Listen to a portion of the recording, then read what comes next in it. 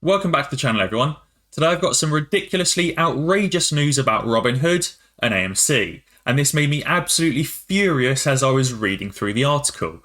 Trust me guys, you do not want to miss this video, so stay tuned and let's make some money. But guys, before I dive into the video, I just want to give a massive shout out to the 850 of you that have currently dinged that notification bell, because you guys are always the first to watch a new video as soon as it's released. So guys, be sure to drop a like down below, subscribe to the channel and ding that notification bell if you haven't already, so that you don't miss another video just like this one. Now I want to dive straight in with the key information. So, an article was recently posted on CNBC.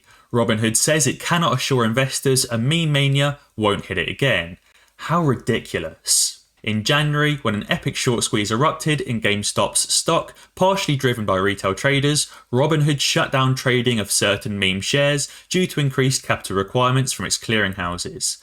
And we cannot assure that similar events will not occur in the future, Robinhood said in its S1 filing to the SEC released on Thursday. Basically, Robinhood have just said that they might have to pause trading yet again. There's also another article from this S1 filing about the US Attorney's Office executing a search warrant on CEO Vlad Tenev's cell phone, but we'll go through that article in a little bit. Also guys, if you want to read through the whole S1 statement yourselves, I'll link it down in the description below. Maybe I'll make another video soon that digests this entire filing and basically highlight to you the very key points. But for now, back to the story. Robinhood said on Thursday that the first time they restricted trading on its app during the GameStop event earlier this year may not be the last. This doesn't obviously build much confidence for the current users of the Robinhood app, and also doesn't really build much confidence if you're thinking about investing in the Robinhood IPO. If you currently do still hold shares in Robinhood, now may be the time to think about transferring those shares to a different platform. I do have a link down in the description below for Webull and Freetrade if you want to think about different platforms. In terms of how you go about moving platforms, I think that's up to you. Obviously the best way is to submit a transfer request to Robinhood for them to directly transfer your shares from that platform to a different platform like Webull, but that can take a week, maybe even 2 weeks, and therefore if time is of the essence, then it may just be better to sell your current AMC stock, deposit money in a different platform and buy the stock back in that app. Obviously the main problem with doing that is that you're going to have to sell your AMC shares, which is not going to help the AMC movement as it adds selling pressure and not any buying pressure. So if you don't mind waiting a week or two, maybe it's best to try and get the shares transferred. But hopefully you would have learnt your lesson by now and have not been using Robinhood since the January events. But again now back to the story.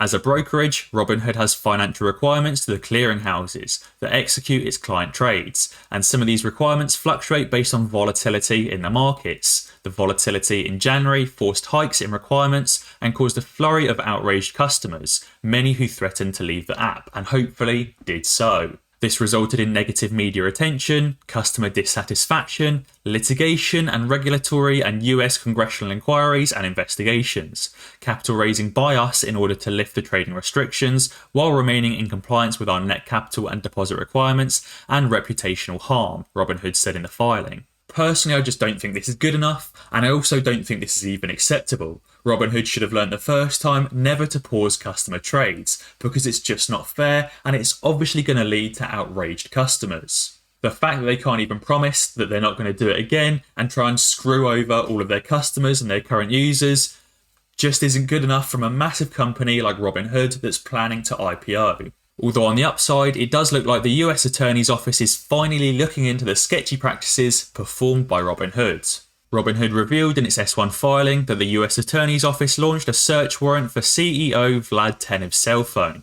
The company, which publicly filed for an IPO on Thursday, listed the search warrant for Tenev's personal cell phone as a potential risk factor for investors looking to buy a share in the company. It says that the company received several requests for information and testimonies, as well as subpoenas after Robinhood temporarily restricted trading earlier this year. We know that Robinhood have currently been fined $70 million over misleading customers and system outages so far, and I'm sure they will also receive an additional fine, and Vlad will probably receive a personal fine if there's anything incriminating on his mobile phone. But the problem is that these fines just aren't satisfactory.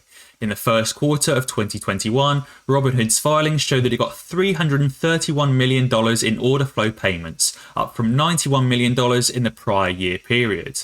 Even after accounting for Robinhood's free commissions, its customers were still left $34.1 million worse off, said the SEC.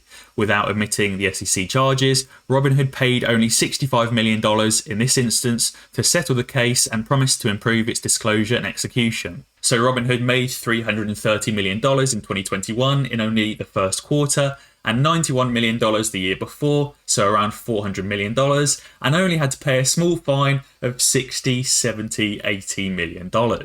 So why on earth would they ever stop accepting payment for order flow and stop screwing over their customers if they only have to pay a fine that's, 1/6 of their total annual income? Guys, be sure to let me know down in the comments below what you think about Robinhood's sketchy practices and if you think they're going to do it again and screw over their customers. Guys, if you want to pick up some shares in AMC, but you haven't even yet signed up for a trading platform, or you want to transfer from Robinhood, then be sure to check out the links in the description to get some free shares. You can currently get 2 free shares worth up to $3,600 with Webull at the moment if you're in the US, and a free share with free trade worth up to £200 if you're in the UK or in Europe. And as always guys, if you enjoyed this video, be sure to check out some of my others. Alternatively, subscribe to the channel and ding that notification bell, because that way you'll be alerted when I upload a new video. Cheers!